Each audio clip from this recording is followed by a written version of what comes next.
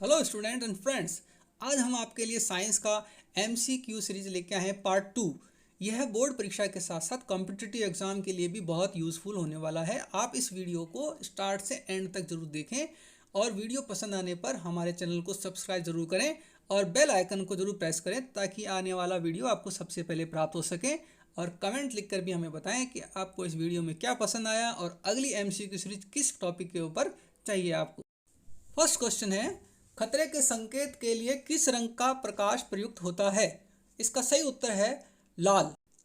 खतरे के संकेत में लाल रंग का प्रयोग इसलिए किया जाता है क्योंकि विजिबल लाइट के अंदर जो लाल रंग का प्रकाश होता है इसकी तरंग दैर्ध्य वेवलेंथ सबसे लंबी होती है और वायुमंडल के द्वारा इसका प्रकीर्णन यानी स्कैटर बहुत कम होता है, जिसके कारण यह लंबी दूरी तक ट्रैवल कर सकती है, चल सकती है और बादलों में, कोहरे में, बारिश में या किसी भी ऐसे अन्य मौसम में यह दूर से ही दिखाई दे जाता है। इसलिए खतरे के संकेत में लाल रंग का प्रयोग किया जाता है। हमारा दूसरा क्वेश्चन है, सबसे कठोर प्राकृतिक पदार्थ कौन सा है? इसका सही उत्तर है हीरा। हीरे की संरचना त्रिविमीय समचतुष्फलकीय होती है और हीरा कार्बन का एक अपर रूप है। इसमें एक कार्बन से 4 कार्बन परमाणु जुड़े हुए होते हैं और इसकी संरचना 3 डायमेंशंस होती है। अगला क्वेश्चन है, बायोगैस का मुख्य घटक कौन सा है? इसका सही उत्तर है मैथेन गैस। बायोगैस का मुख्य घटक है मैथेन गैस। मैथेन गैस की जो परसेंटेज मात्रा होती है बायोगैस के अंदर वो लगभग 75% के आसपास होती है। मैथेन गैस के अलावा उसमें कार्बन डाइऑक्साइड, नाइट्रोजन, हाइड्रोजन आदि गैसें भी इसके अंदर उपस्थित होती हैं। बायोगैस बनाने के लिए जो रॉ मटेरियल होता है वो होता है पशुओं का गोबर और एग्रीकल्चर वेस्ट। इसे बैक्टीरियाओं के द्वारा सड़ा के अपघटित करके बनाया जाता है, जिससे बहुत एनर्जी प्राप्त होती है। अगला क्वेश्चन है, हमारा उदर कौन सा अम्ल उत्पन्न करता है? इसका सही उत्तर है हाइड्रोक्लोरिक अम्ल। हाइड्रोक्लोरिक अम्ल हमारे उदर में भोजन को एसिडिक मीडियम प्रदान करती है, जिससे हमारा भोजन खराब नहीं होता है। इसके अलावा भोजन को सड़ने से भी बचाता है।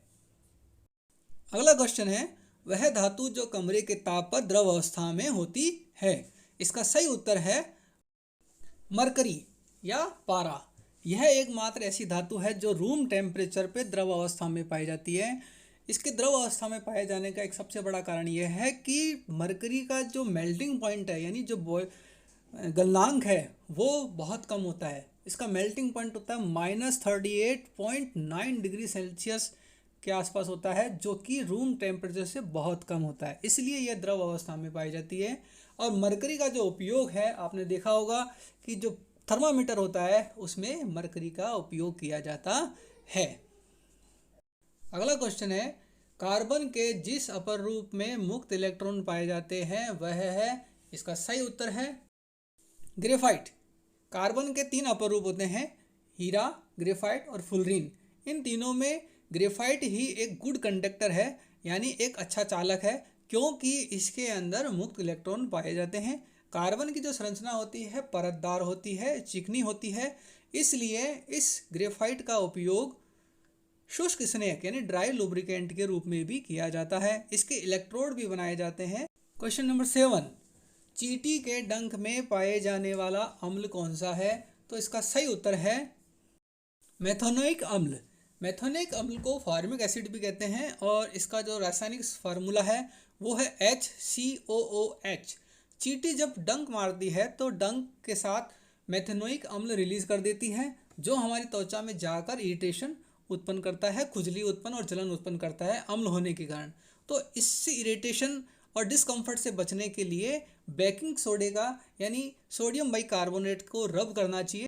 क्वेश्चन नंबर 8, धातुओं के ऑक्साइड की प्रकृति सामान्यतः होती है? इसका सही उत्तर है क्षारीय प्रकृति के होते हैं। धातुओं के जो ऑक्साइड होते हैं उनकी प्रॉपर्टीज बेसिक प्रॉपर्टीज होती हैं और ये एसिड के साथ रिएक्शन करके सॉल्ट और वाटर प्रोड्यूस करते हैं, यानी लवण और जल देते हैं। जैसे सोडियम ऑक्साइड की अभिक्रिया यदि हम किसी अम्ल के साथ कराएं, जैसे HCl के साथ क्रिया करवाएंगे, तो वो लवण, सोडियम क्लोराइड और जल देगा। कुछ जो मेटलिक ऑक्साइड होते हैं उनकी प्रकृति उभयधर्मी भी होती है, यानी वो एसिड के साथ बेस की तरह काम करते हैं और बेस के साथ एसिड की तरह काम करते हैं, जैसे एल्यूमिनियम ऑक्साइड।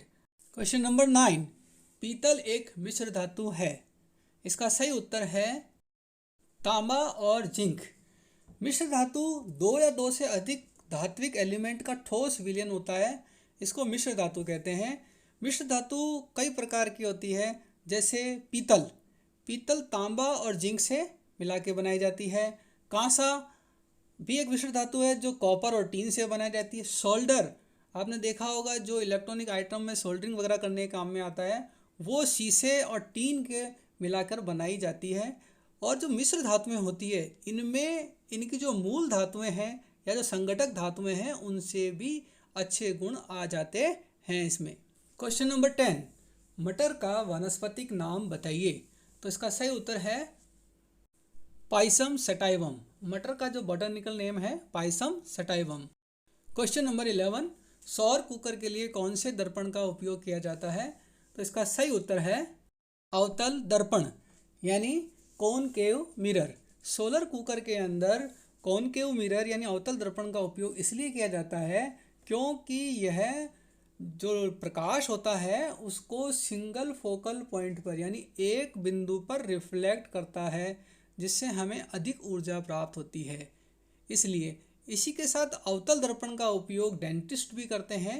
अगला क्वेश्चन है, किस हार्मोन के का निर्माण के लिए आयोडीन की आवश्यकता होती है। इसका सही उत्तर है थायरोक्सिन हार्मोन। यह थायरोक्सिन हार्मोन का स्त्राव थायराइड ग्रंथि के द्वारा होता है, जो हमारे थ्रोट या गले में होती है। और ये जो थायरोक्सिन हार्मोन है, ये हमारी मेटाबॉलिक रिएक्शंस जो होती हैं उसको कंट्रोल करता है। साथ ही साथ प्रेगनेंसी और चाइल्डहुड के अंदर जो बॉडी ग्रोथ है और ब्रेन है, साथ ही साथ बोन के डेवलपमेंट को भी यह कंट्रोल करता है। इस हार्मोन की कमी से गॉइटर नामक रोग हो जाता है, जिसमें जो गला है सूज कर लटक जाता है, एनलार्ज हो जाता है, इसे गॉइटर कहते हैं। क्वेश्चन नंबर 13, किसी चालक तार का प्रतिरोध किस पर निर्भर करता है। इसका सही उत्तर है उपर्युक्त सभी।